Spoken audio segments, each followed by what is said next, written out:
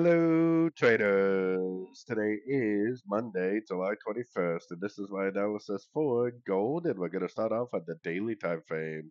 So last week I was saying that since this is so overlapping and that it didn't impulsive down yet, that we are likely still in a wave B, meaning that we're probably going to go back up to the 61%, which we're at now, or maybe even more likely it's going to go up and take out all these highs to the 78%.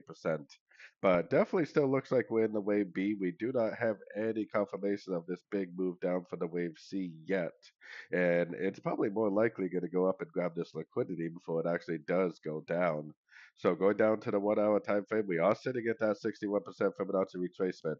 So if it does break structure to the downside at this level, which right now the structure's here, I mean, it could possibly form a new structure level like this, and that would be valid also. But until it actually breaks structure to the downside at a Fibonacci level, we need to be bullish. The trend is definitely up on all the higher time frames like the weekly and monthly, and the trend is definitely up on the daily.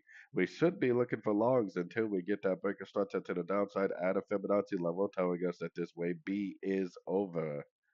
So anyways, don't forget to check out my free Discord channel, link down here in the corner. Take a look at my website, fxpipcollector.com, and as always, thank you for watching and happy trading.